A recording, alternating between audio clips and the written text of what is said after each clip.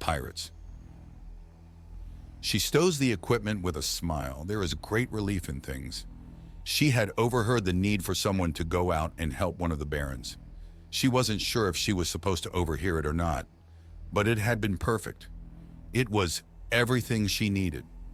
1,000 years may have passed. Eons have changed, but she was still strong. She was still a force to be reckoned with. Leviathan or not, the foe was driven off. The mission was complete, and now she had to consider the child again. A violation, an innocent. Her own flesh and blood torn from her body and remade into someone else. The door to the locker is closed hard. She wrenches it open and slams it again. Then again and again as the sheer frustration at the situation wells up like a tainted meal. She sees the door open through her rightmost body, and the remaining 7 turn to regard the Duchess. "So, I'm told you've had a flawless mission," Lady Lilpaw says, and Moira nods. "Well, will you be more than a temporary hire?" "It's too early to tell. I'll fulfill the contract I signed. Right now, it's all I can promise. Too much is uncertain." Moira answers as the left half of her bodies take deep breaths behind the backs of her right half. She turns and takes a few steps towards the Lopen. "Is there something you need, milady?" "So that's a no to the knighthood?" "I can scarcely protect myself." "You protected a nobleman today." "Bah, he was doing well on his own. And don't think I don't see what you're doing. You want me tied down and eager for this world? Well, guess what? This world has taken everything from me. My pride, my people.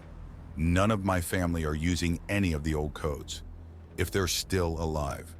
Even the fleet I was born on has been long disbanded. I have nothing.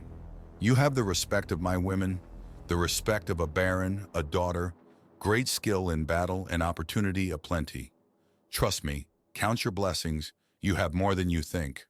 Her claws skid over the tile flooring and fail to find purchase. Leading her lower body to have a clenched fist, she slams into the ground. The force alone causes Lilpaw's stance to waver as she lowers herself slowly to the level of the former pirate. "I have had my fill of lectures, gentle talks, and other bits of pointless pissantry. My life has been destroyed, and I have criminals, poverty, pirates, and monstrosity with which to build my life anew. This is not a good situation, no matter how much sugar or glitter you put on it," Moira states, and Duchess Lilpaw just chuckles in her throat. "Time. You need time. You've done a job well done. Consider the armaments yours and..." Lilpaw begins, and Moira punches the floor again. "Why?" Moira demands, and Lilpaw raises an eyebrow. The question isn't voiced, but clearly said. "Why am I so valuable? Why are you helping me so much? Why do you care? You're a pirate, former or not. You've ruined lives for your own petty gain. Why do I matter to you? Motherhood's made me soft. The humans have both pre-softened me and gone to further work after. Finally, ruling Vuxa has finished me off," Lilpaw says, lowering herself to all fours and beginning to walk away. She pauses at the door.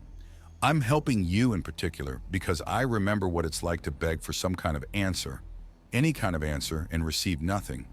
To cry out for help and have no answer. I survived the Dark Cabal. I did not create it, I never willingly supported it, and I loathe it in everything it stands for. It would never have done this. So I do it gladly." Then she leaves, and Moira says nothing as she begins processing things. Across her 8 faces are numerous expressions, and she doesn't actually have enough faces to show everything she feels. There's so much, it is so much. She takes a few deep breaths and calms herself slowly, carefully, and finishes up in the locker room. She fastens the amulets around her necks and sighs out what's left of the frustration to put nothing but smiles on her faces. Her little Lu Shu is watching a children's show with rapturous attention. It looks like some Carib-based entertainment with Nagasha co-hosts or guests. Liu Shu looks up at her in surprise when she puts a kind hand on her lower body, and the squirmy, slimy little girl quickly busies herself in hugs and cuddles that would kill her if not for the pendants.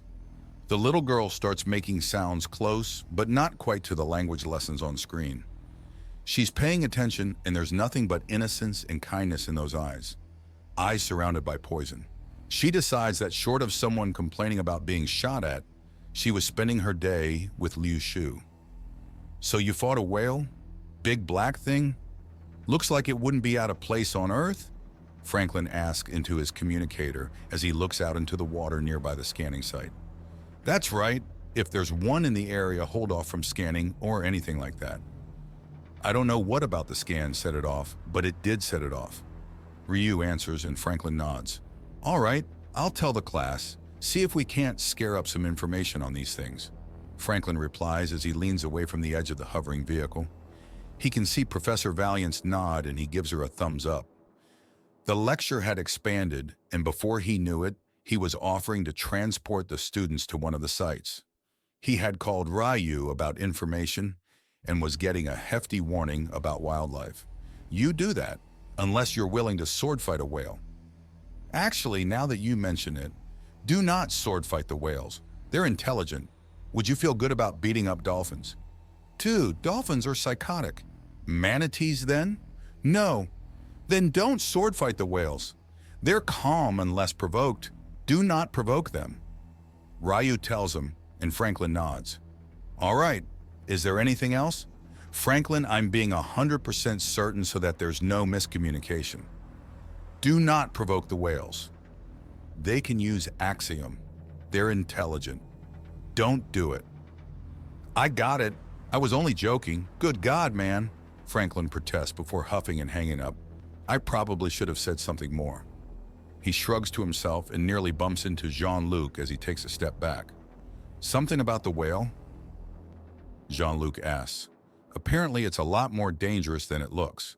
So we need to wait for it to leave or find some way to convince it to leave. Franklin says, and Jean-Luc just gives him a look. What? Stay out of the water. Honest to God, man, what do you think about me? You don't want to know, Jean-Luc says. Oh, be nice, Professor Valiant says. I've already gotten some information about the local megafauna. It's called a Mirage whale due to its unusual defense and seeming to be both much further away and much smaller than it actually is. They're carnivores that favor crustaceans and shellfish, but generally only eat things of sufficient size, outright ignoring the nurseries of their more common prey, and have even been observed attacking predators in the breeding grounds of their preferred food and leaving the potential meals alone. Anything about an adverse reaction to scanning?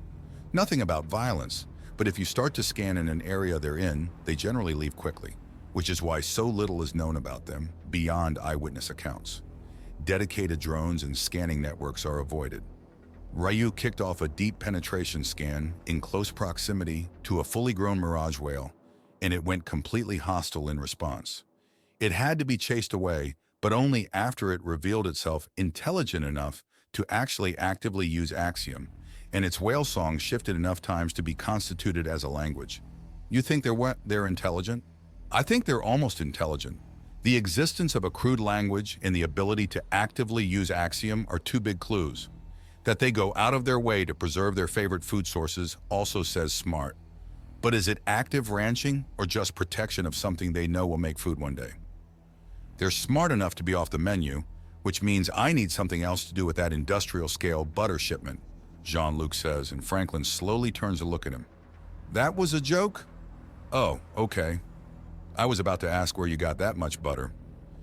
I think if we turn on the boat's much weaker scanners, we effectively chase off the Mirage whale.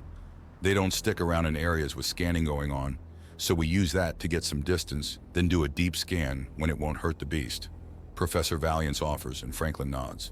You're both more local and better learned than either of us. We'll follow your lead in this area. Franklin says, and Jean-Luc grins. Just think of us as the muscle for now. Jean-Luc offers, and the good professor nods. All right then. You two muscle get to either side in case something crazy happens.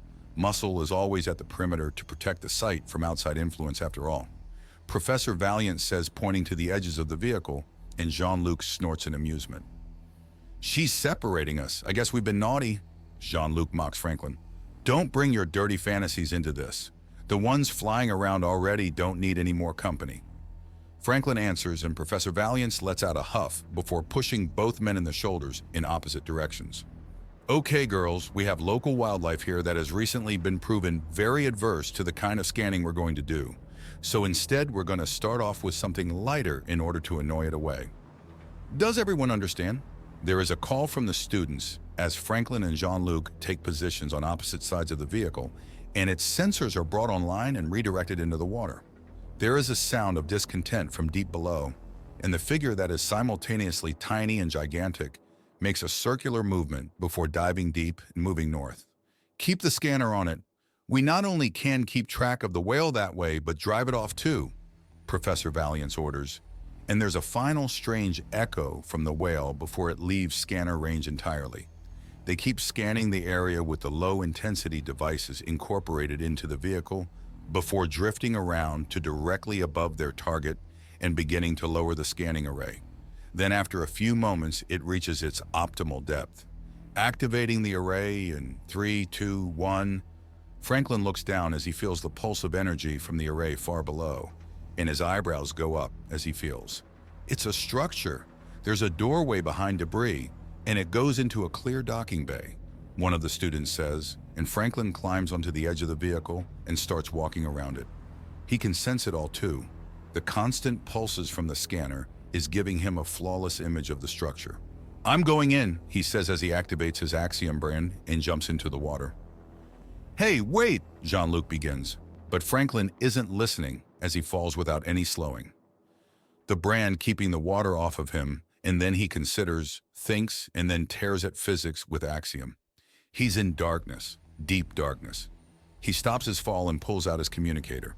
He signals Jean-Luc, and there's a bit of static before. "Are you completely crazy?" Jean-Luc demands. "No, just impatient and very, very curious," Franklin says as Axiom-fueled orbs of light start flickering into existence and spreading throughout the room. He activates the camera and gives Jean-Luc a look of the room. The walls are covered in mold and mildew.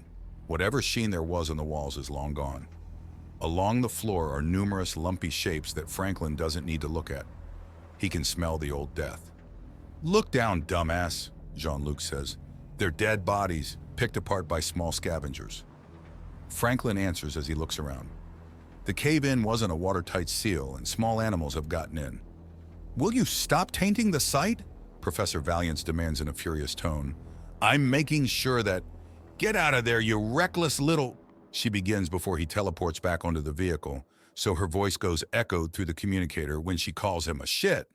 She turns around in a bit of a fury before taking a deep breath and pulling him off the side of the vehicle. "While I understand that you are not a normal being in any capacity, I will not let you ruin this any further. I am going to speak to you in simple tones and with simple instructions, so you cause no further harm." She all but throws him into a chair, and he looks up at her in surprise. "You will stay in that chair until you have my express permission to leave it." He opens his mouth and she covers it with a hand. "And if I find that you have pried the chair off its moorings in order to go around with it, then I will be giving you an automatic failure in my class." "He's not your student," a very amused Jean-Luc says. "I will register you both as students and flunk you if he leaves that chair." "Yes, ma'am," Jean-Luc says as he smothers his laughter.